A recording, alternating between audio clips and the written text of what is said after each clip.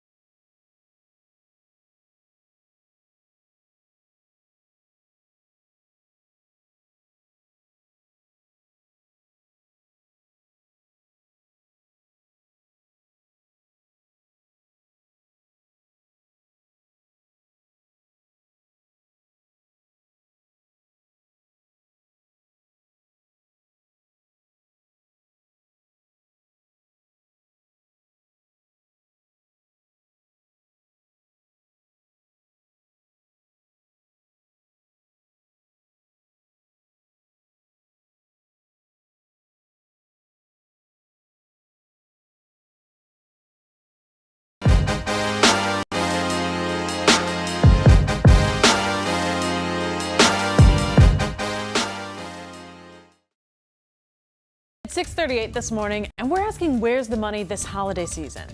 Now, this one is about our teachers. Some school-age parents out there may be looking to get their kids' teachers a small gift for the holidays. If that's you, we've got some tips, and here are our top 3. So first is cost. Most states are only going to allow teachers to accept gifts that are less than $50. So make sure you're keeping this in mind as you shop. Now, moving on to 2. If you're struggling to find a gift, include your kids in the search. You might be able to get a little more personal and creative with your gift giving. And then last but certainly not least, if your kids' teachers don't celebrate Christmas, well, consider getting brushed up on the other holidays. The sex assault that happened in the University City Division. It was the 2100 block of Kumara Road up in the University City Division. So we have Captain Jim Ivy. He's here today to share with you. We got some requests in from y'all and just here to recap the situation and provide some information. So Captain Ivy.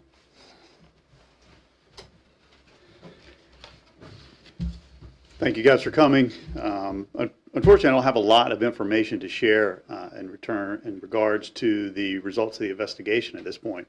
Our detectives have been out there all yesterday and all this morning canvassing for witnesses and cameras, and we are still looking for our suspect. So really, this is a plea to the public that if you have any information on this case, to please call Crime Stoppers, and to anyone that lives in the area to please call 911 if you see anything suspicious or anyone suspicious in the area that you believe is worthy of officers to check out. We do have some physical evidence from the case that we have prioritized at our crime lab for analysis. It's going to take some days for the results of that to come back. In the meantime, we're working very hard to find out who might have committed this terrible attack. Our victim and no one living in the apartment, I'd like to point out, were UNCC students. Not that that makes it any less, but I know a lot of times that is a question. The victim in this case was physically attacked. She was strangled. She had to be treated at the hospital following, but she was very brave, was able to fight off her attacker before anything worse could happen, and her roommates had stepped in as well to help scare off this individual. So we just want people to be aware we're working the case very hard, and if they have any information to please, again, call Crime Stoppers or call 911.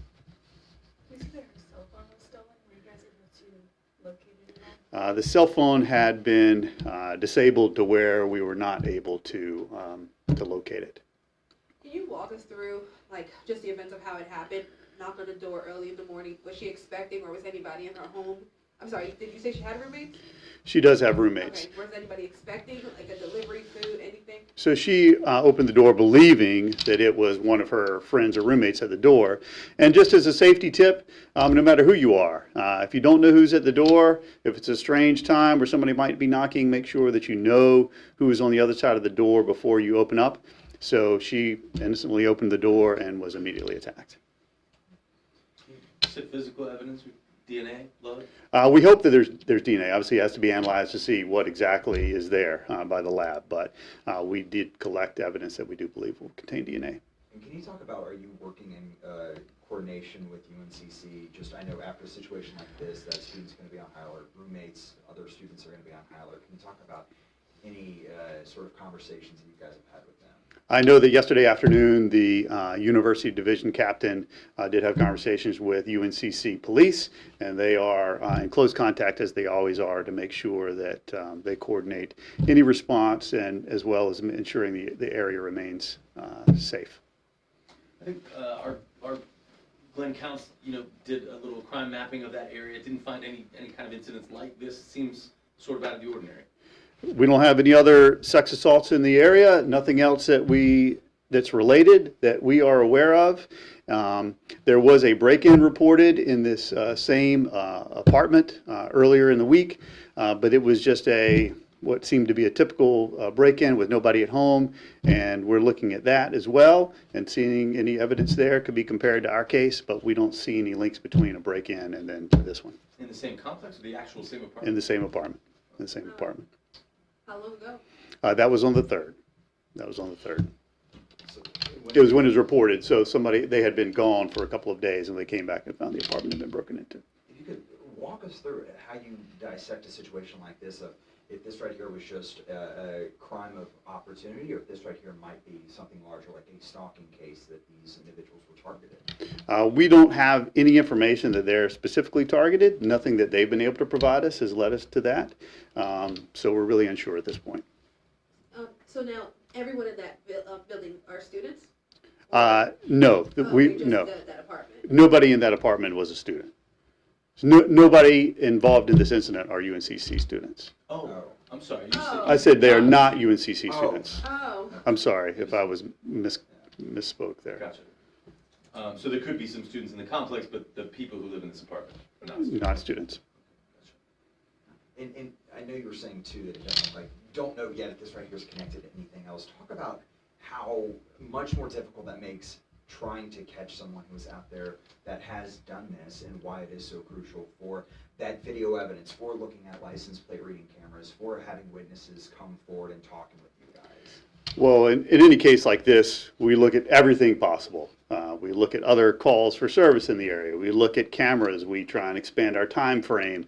We look at other any tips that we can get from the public or any other incidents that might be related. So we really try and take a broad approach and see if we can narrow it down to the suspect. So that's why we're requesting as much information as we can from the public. There's nothing too little not to give us. Have you guys heard anything from the complex as to like what they're going to do moving forward, safety-wise? If they're going to increase patrol? I know they have like a gate. They have a pretty secure gate out front, and we have been in touch with them, but I don't know exactly their plans.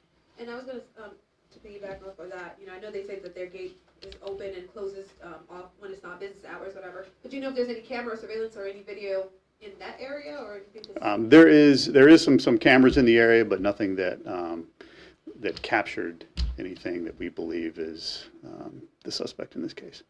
Do you have reason to believe that he left on foot or got into a vehicle, or just kind of? We really can't say. We really don't know. Did you get a decent description of the suspect?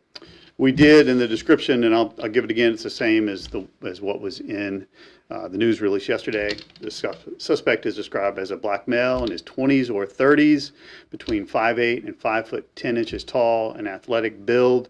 He was wearing a tan windbreaker, tan pants, a tan baseball cap, and had neck length twists coming out from under his cap. And if you can just talk about how, in a day and age where we have cameras all over the place, is it rare that you come across a case to where, cameras just weren't able to capture this person leaving? And how, as a law enforcement officer, you kind of approach a situation like this to, okay, how do we fix our blind spots in an area like this? Well, once again, despite the prevalence of cameras, we can't physically put a camera everywhere as a law enforcement agency. So we're really relying on the public, and they're anything from a Ring camera to surveillance cameras from private businesses to help us out. And it's just impossible to cover every single inch of space. And when was the last time y'all were out there collecting video evidence? I think our detective arrived back probably within the last half hour. He's been out there all morning. All right, very good. Did you get the full spelling, the full name? For Ivy? Yep, so last name is Ivie. First name is James. Common spelling?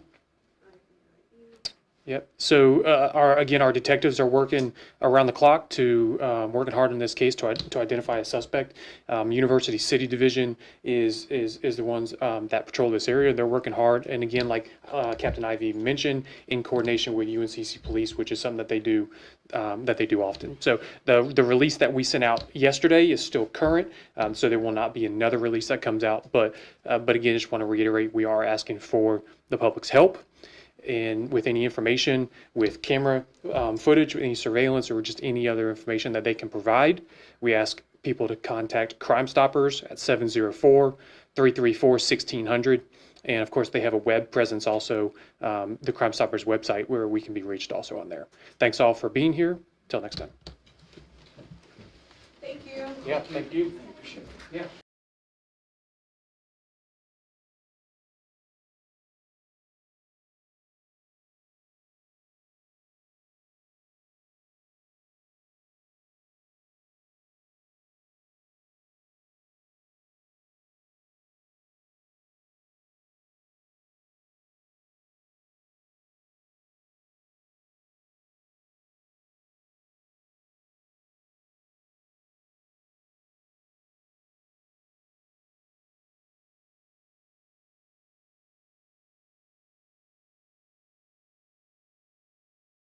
Are increasing year over year, affordable housing isn't catching up, highlighting solutions the Metro needs.